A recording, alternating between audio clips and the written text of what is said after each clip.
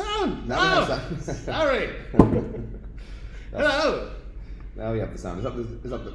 Yeah. Oh no. Hello, everybody. How are you all? That awkward first moment of silence. So, how's everything? We've got how many people we've got? We've already got 8,000 people. That's good to see. So as usual, we'll give a couple of minutes while I open the wine. Yes. What are we drinking today? One of my favourite wines in the shop. Is it? It is, yeah. A wine which for about 2 months I kept calling. Nina Paolo. Hello. There you are, Nina. Hola, hello, Eva. Hello. I kept calling this Eva. wine Louro, and you're like, it's Louro. Like, Louro. I don't know why.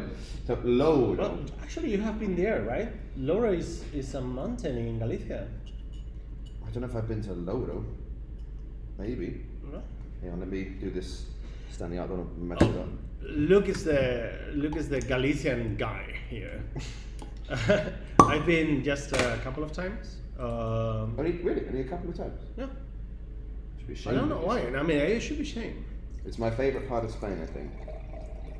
Ooh. Okay, let's get this out in a glass first of all. Well, we have to apologize to Eva because I made a terrible mistake and I put a couple of The wrong wine. I put 2 bottles of Caro León and no Louro. So sorry, Eva. Eva, I owe you a bottle of Louro. as you can see, we're very professional. My dad says, "Hola, you're late." Actually, Dad, this is a tactic. Because if you start bang on past, you don't have anybody, and it's Yeah.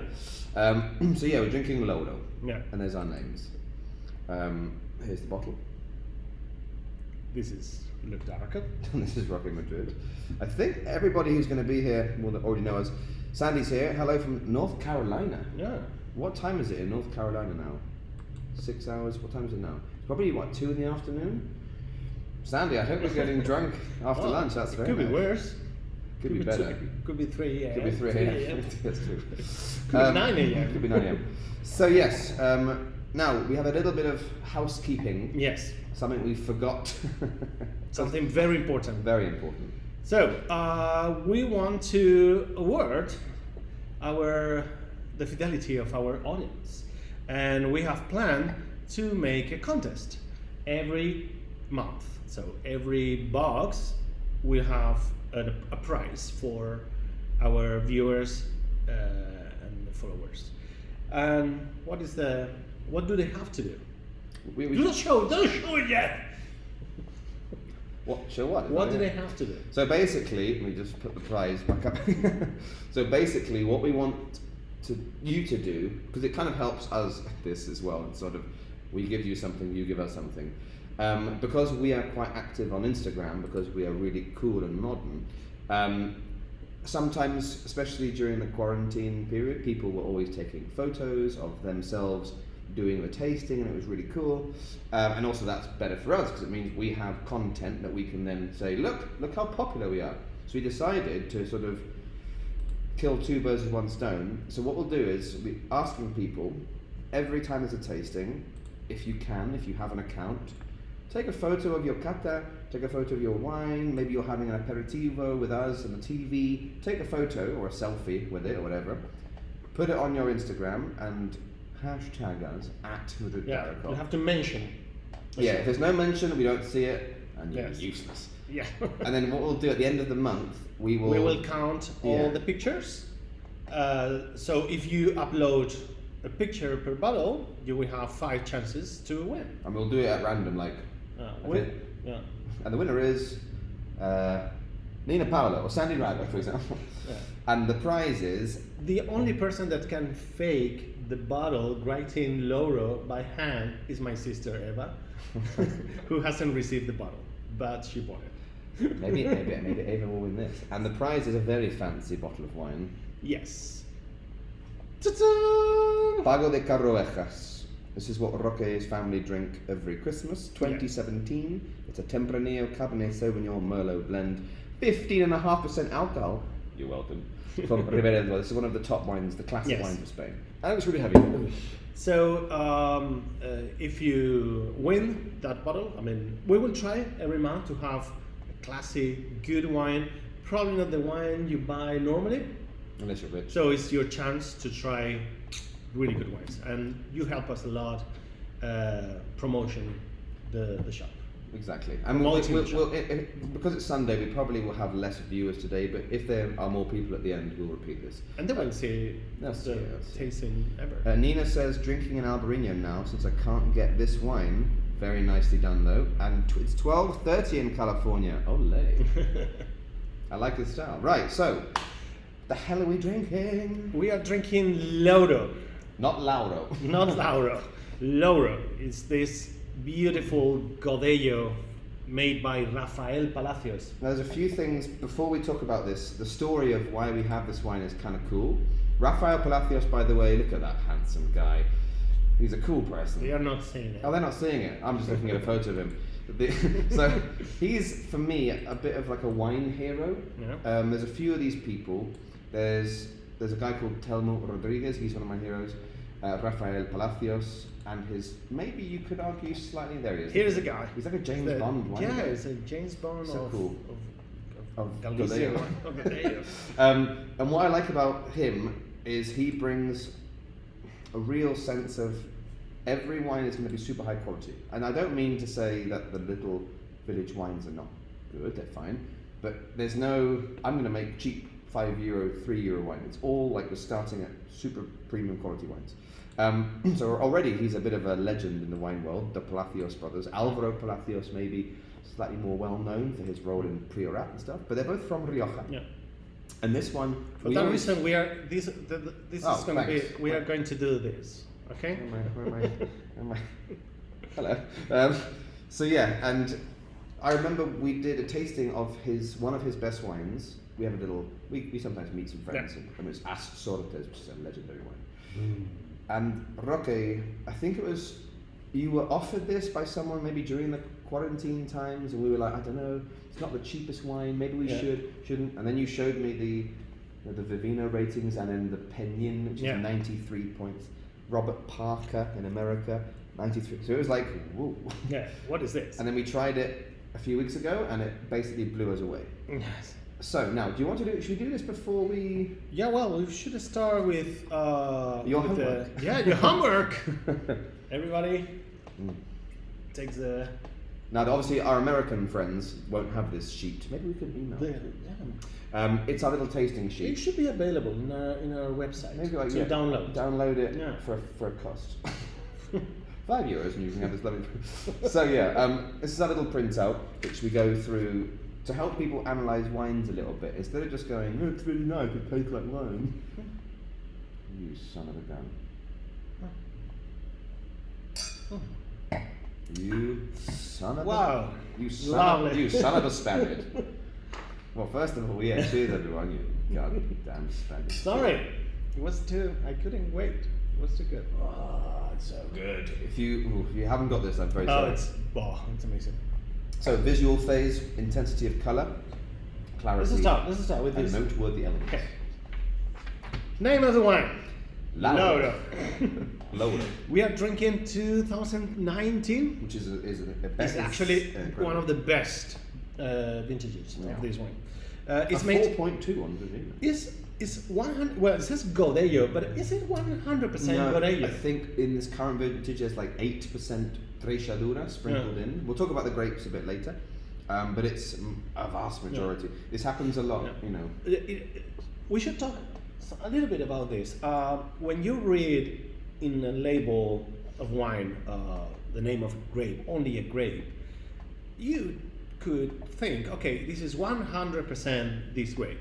That's not always like that. It's wine lies. It's one of it's typical wine tricky things.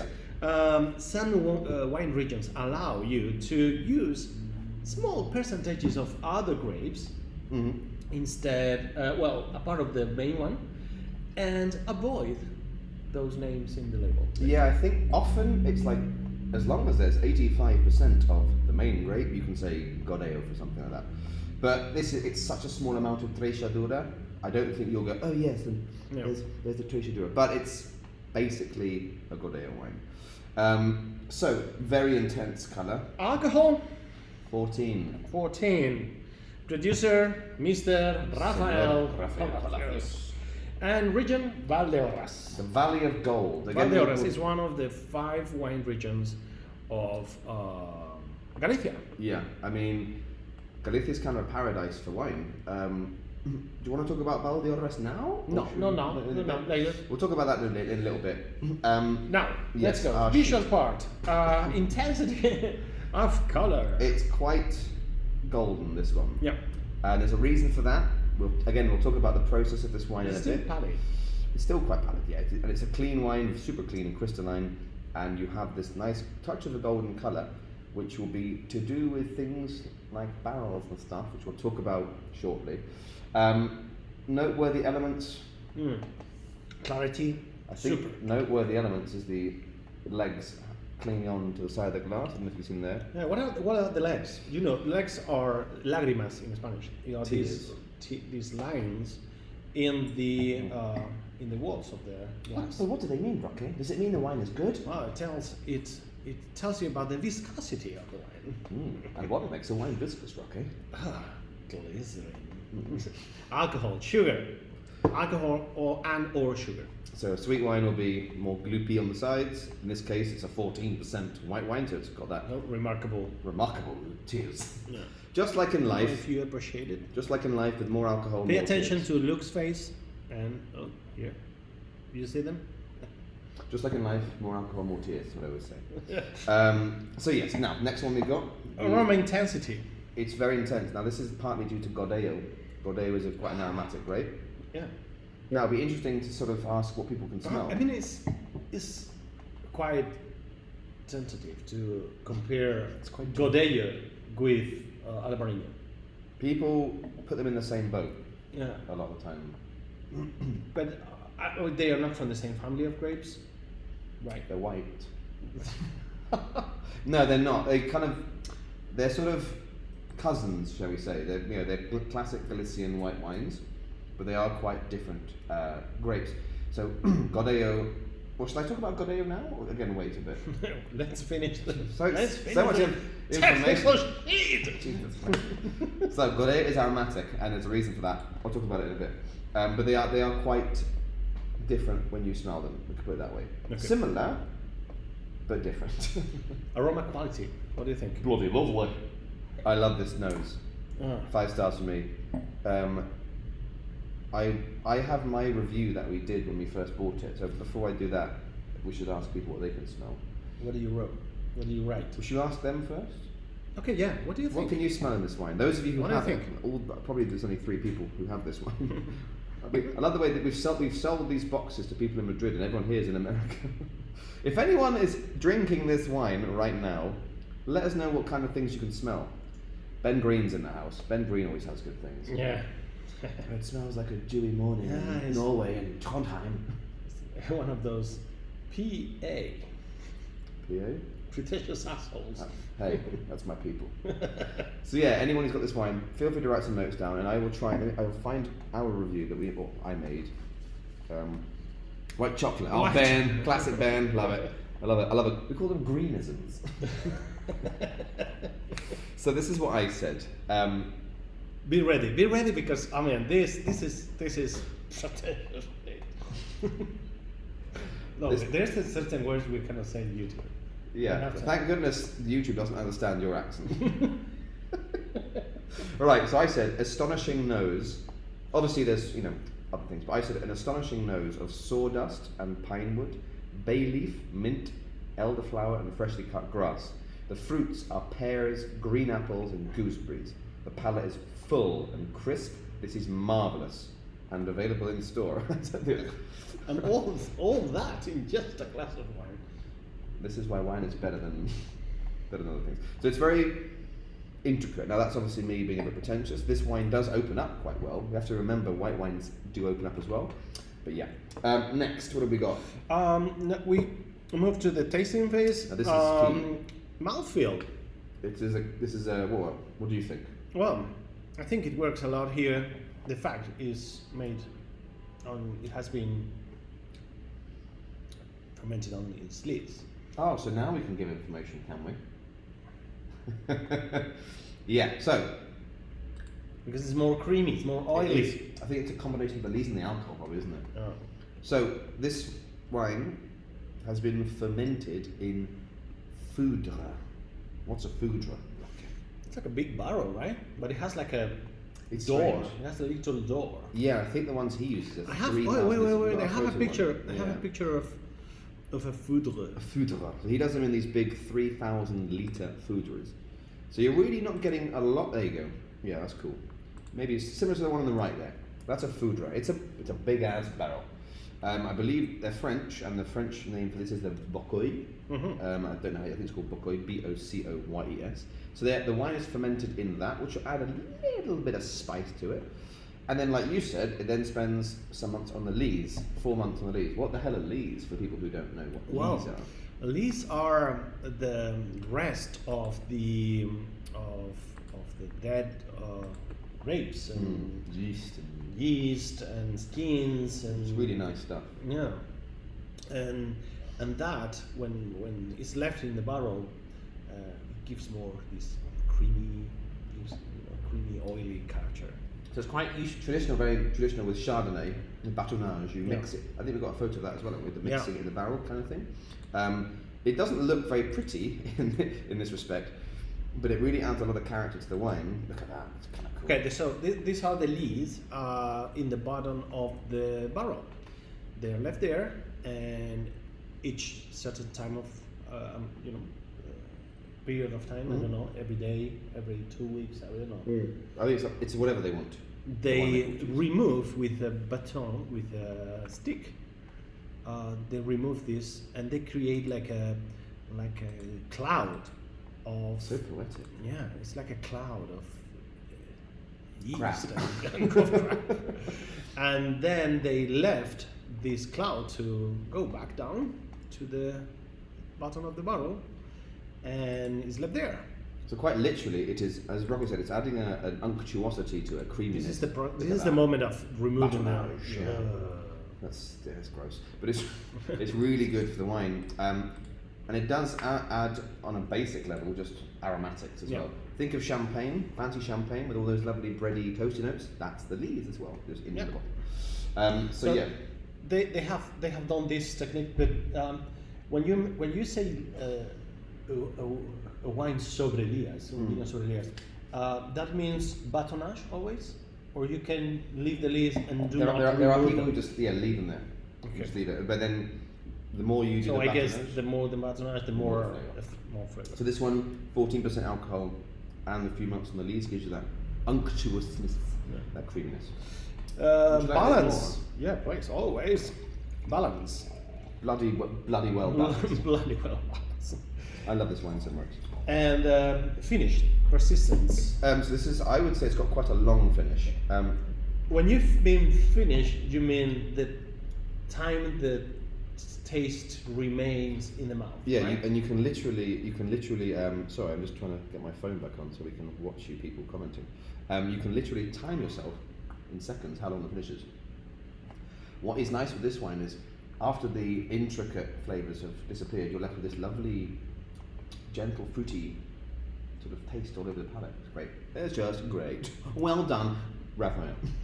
Yeah. Now, congratulations. we need to talk about things. Yes, we have talked about this wine, and now let's talk about the grape. Can I bore people with great stuff? Yeah, of course. So, generally, when we do our little tag team, Roque, he loves numbers about production and things like that, and I like to talk about grapes. So, Gordeo looks like this. It's these lovely, beautiful, spherical, compact berries. They're not as acidic as classic Albariños.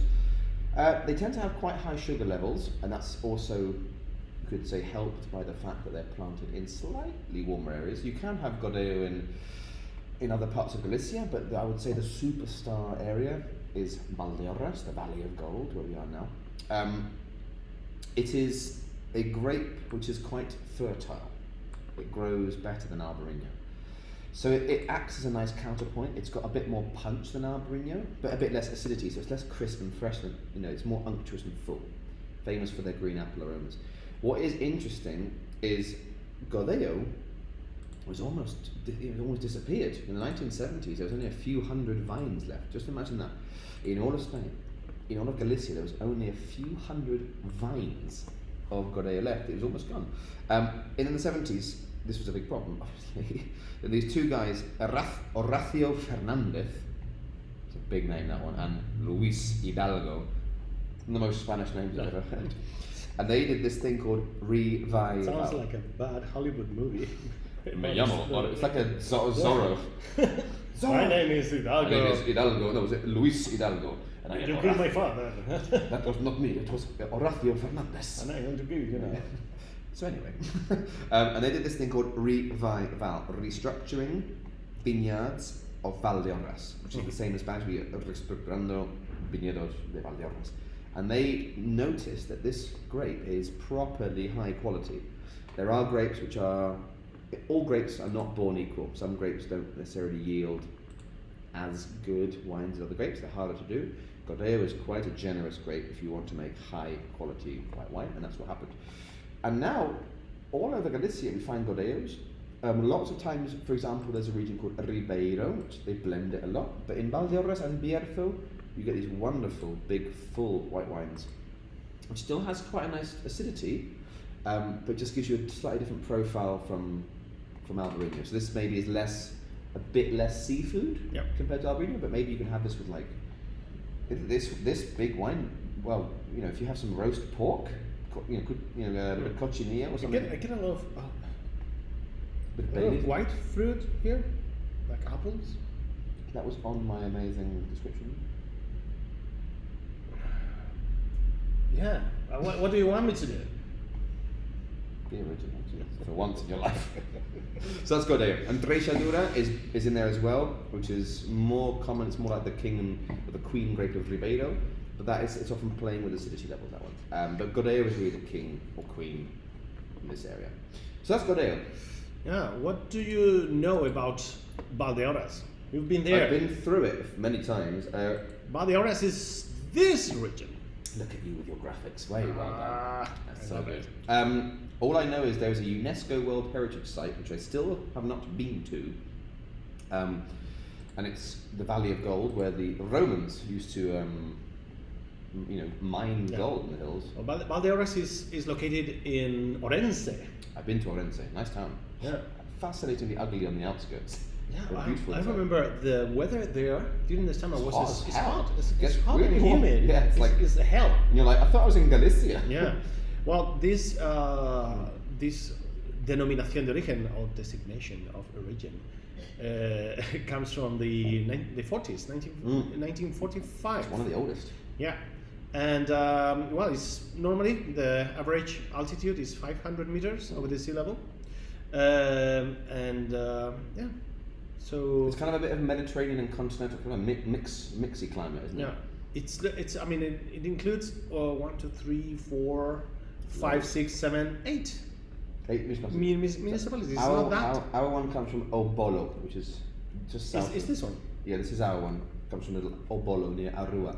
It's kind of east. This area is kind of east of Orense. If you're looking at a map of Spain, Orense or Orense in Gallego, you're just kind of east of it. Yeah. And the soils in this particular part, it's kind of he's got these old granitic sandy soils, which are quite interesting. Yeah. Soils are complicated. How do they change the flavour? But this is what they've had. So, because Orense is an interior province, it happens that it has continental weather, but with Atlantic influences. It still rains. It's still rains, Still Galicia. still humid, still Galicia, but it's not exposed to, as Baixas to the completely Atlantic weather. I'm doing that thing. I'm doing that thing I say never do. Oh my God! That's close.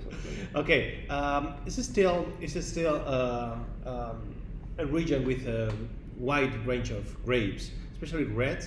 But the whites is not Godello the only grape. Doña Blanca is another option. Palomino, Loureira, Treixadura, Albarino, Torrontés, Lado. Lado, whatever the hell that is.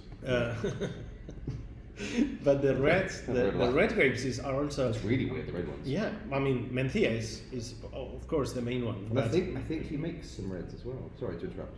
Merenthau, Grau Negro, Mouraton, Brancellao, Sauzon, Carignan Ferron is Tinto. there. So, And did you know that they have their own local word for Tempranillo? oh yeah? I think it's like Arauxa or Arauxa. Oh. Arauxa? It's really weird. Yeah. I've never seen it, but yeah. Is the production is not very big, just 3 million liters of wine every year.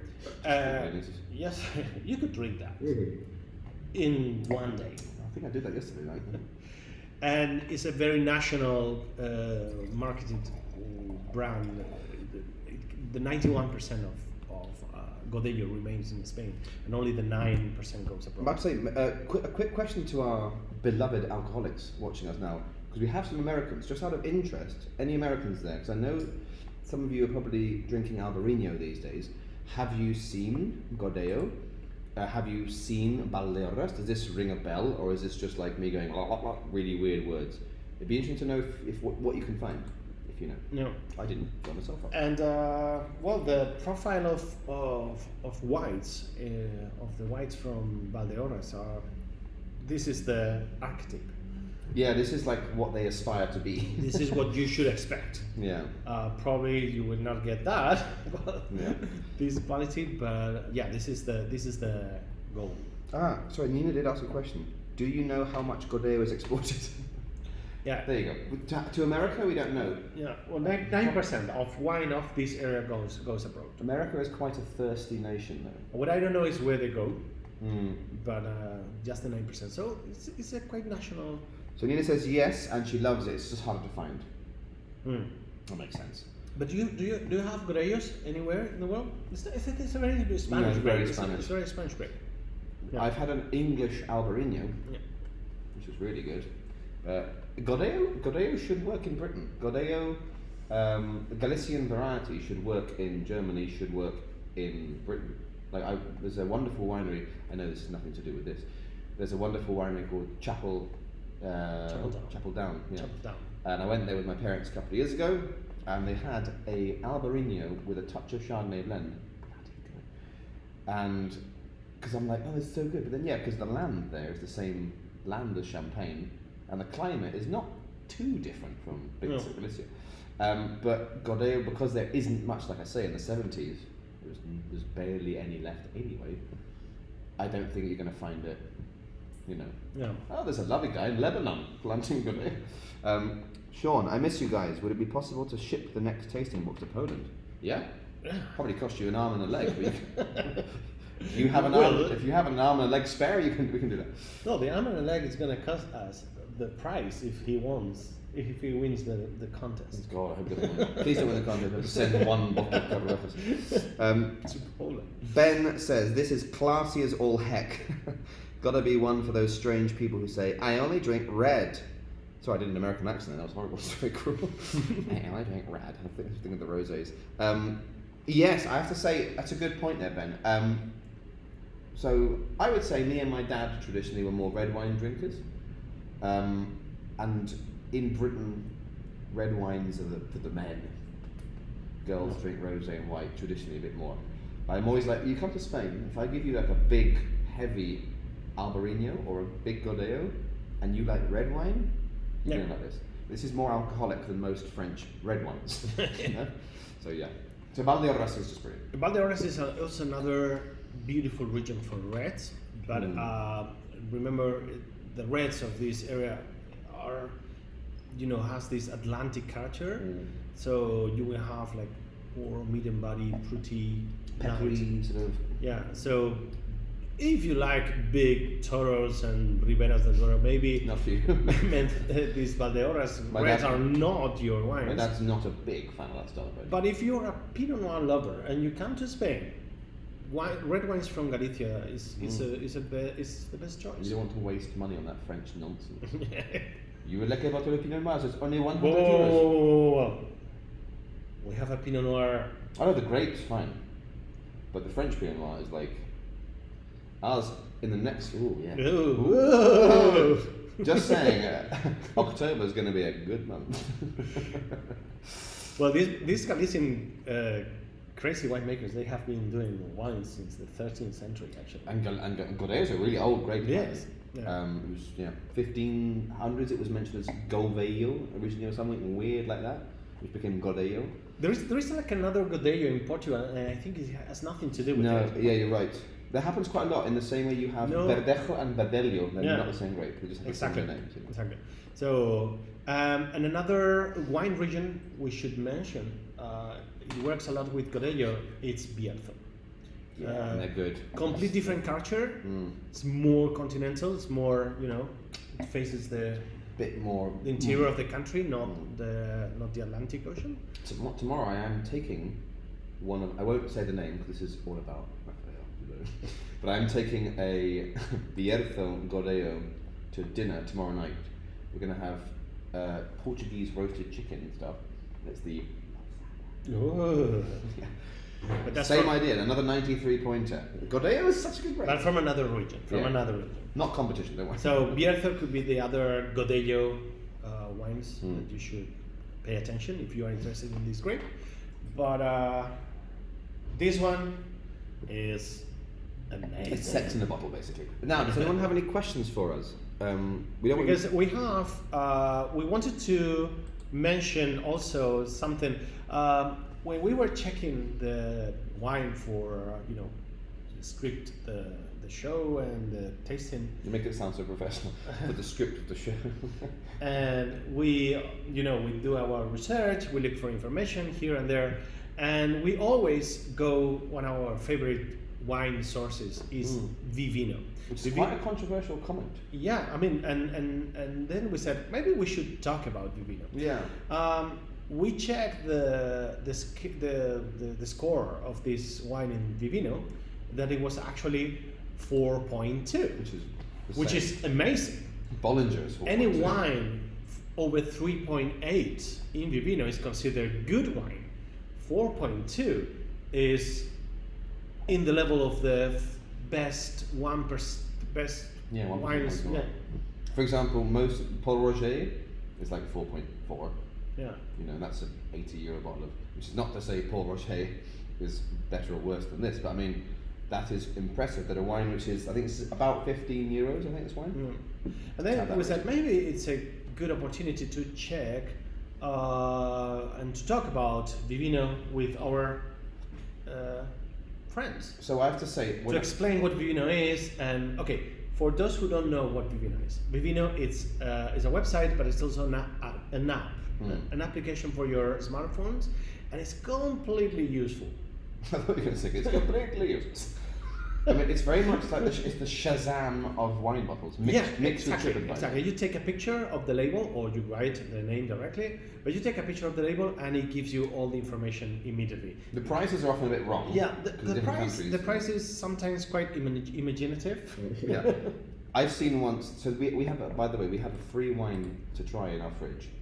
And according to the internet, it's €120. It's not. It's €10.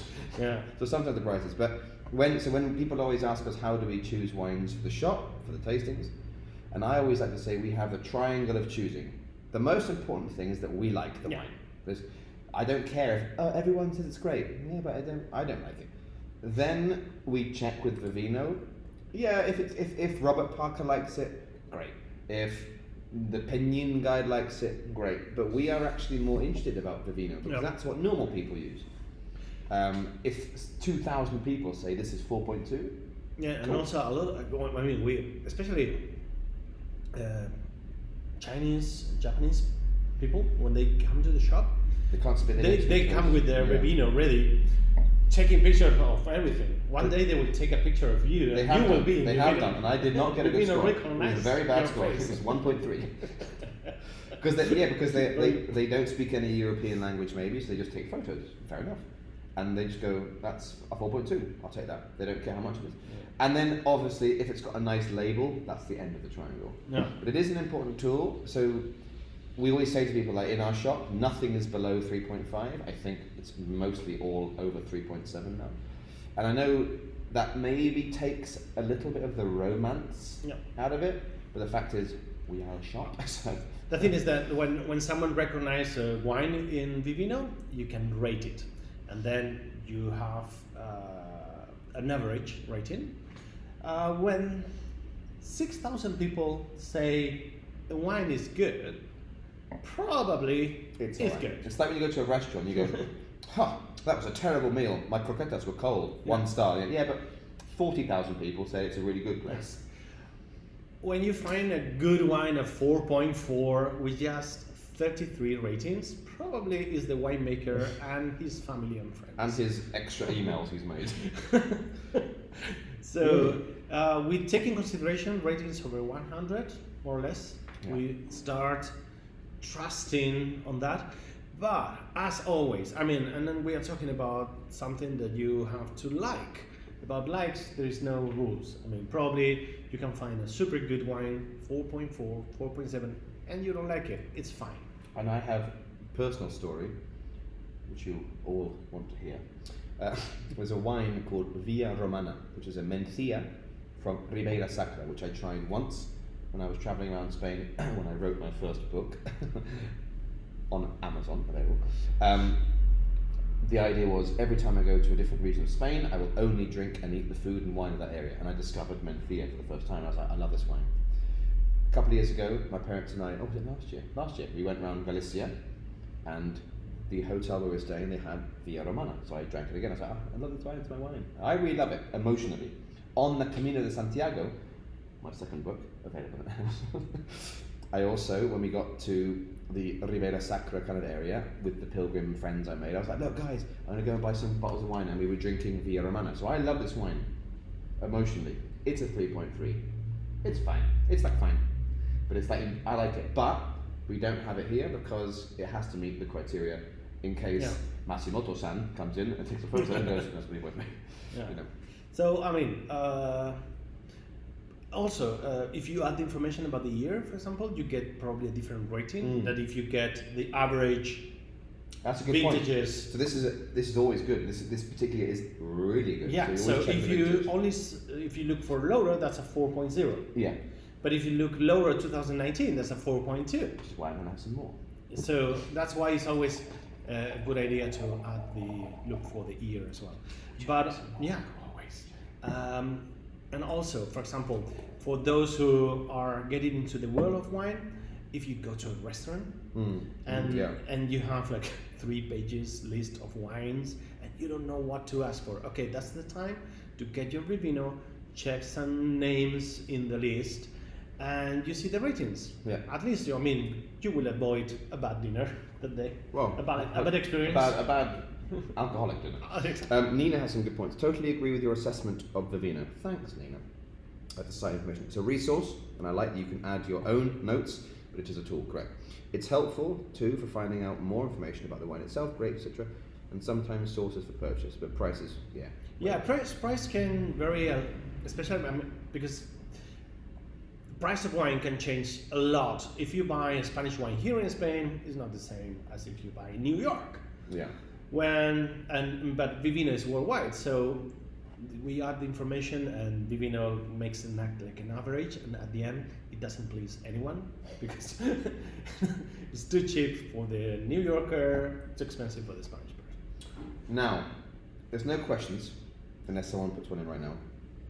One quick thing I want to mention, obviously, if you like this video, the usual things, like whatever. Like and subscribe, Subscribing please. is more important. We have had almost 100 views in the last tasting, and there are only 44 subscribers. Yeah, which is... And you have to explain me that. And what's going on here? I cry myself to sleep. There are 66 people who've decided not to go click. They've gone, this is amazing, high quality content. And I don't like that. No, I don't like you, whoever you are.